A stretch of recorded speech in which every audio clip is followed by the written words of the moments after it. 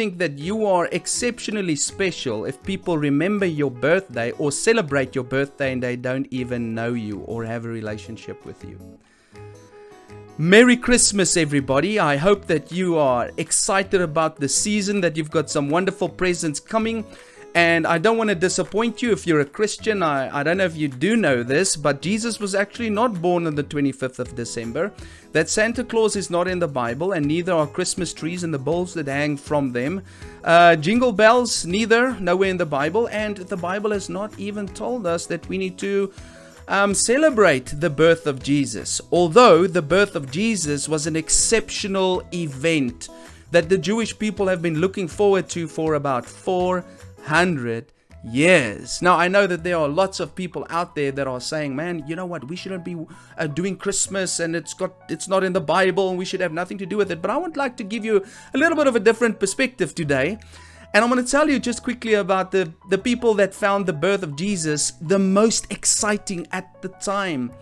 And they were the Magi. We read about them in the book of Matthew in chapter 2, that they had come from far, far away. They had traveled about 1,500 kilometers, probably about 4 months. They were following the stars, trying to figure out where this king was going to be born. They were pagans. They were not followers of God. They were not Jews. But the stars told them that there was going to be a king born.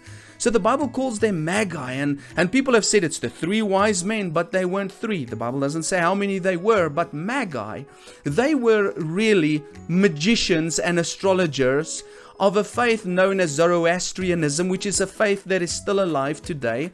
These people basically, in a sense, they place their faith in the stars and what is happening with the stars. And that's exactly why they found the birth of Jesus. It was the most amazing experience of their lives. They have been following these stars. They've been studying the stars their whole lives for this one moment where the God of the heavens would show them the place where the King of the Jews would be born. And for me, that is absolutely amazing, that pagans who didn't even believe in God, they were not Jews, how they were brought with gifts by the stars to the birth of Jesus Christ. That is for me absolutely phenomenal and mind-blowing, because pagans are celebrating the birth of the King of Kings and Lord of Lords, the God of heaven and earth. And they brought him 3 gifts. They brought him gold, frankincense, and myrrh.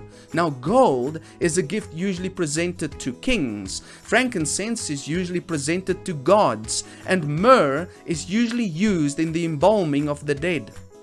And so they brought these gifts to Jesus at his birth. And through that, they were signifying, the pagans, they were signifying that Jesus is a king, that Jesus is God, and that Jesus will die and be resurrected from the dead. The embalming representing the fact that he will never die, even though he is dead.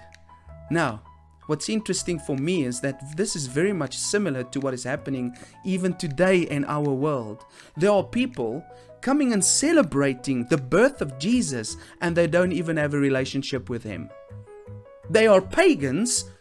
They don't even have a relationship with Jesus, but they celebrate his birthday every year. They buy gifts. They have big Christmas trees. They've got big meals, and they've got amazing family time. It's a special time of the year. They celebrate the birth of Jesus, and they don't even know him. Now, I don't want to break that down. I think it's phenomenal. I think it's God's amazing plan, how he lets everybody celebrate the birth of his son, even though they don't have a relationship with him. So I don't really care anymore about the trees and whatever.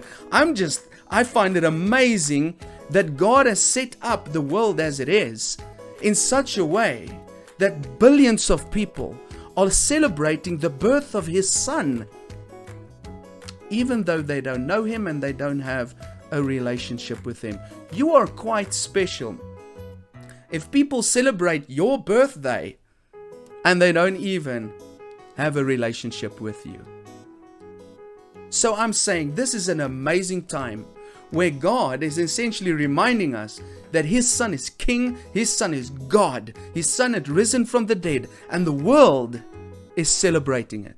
People who believe in him or not, they are singing jingle bells away in a manger, even though they don't know Him. I want to leave you with a final message that I would like to bless you with as we go into this new year.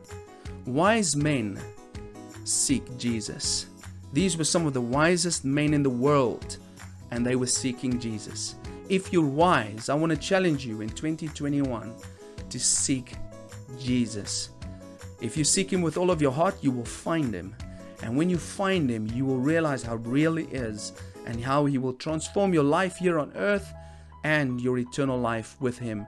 Merry Christmas, everybody. Have a fantastic New Year. Cheers.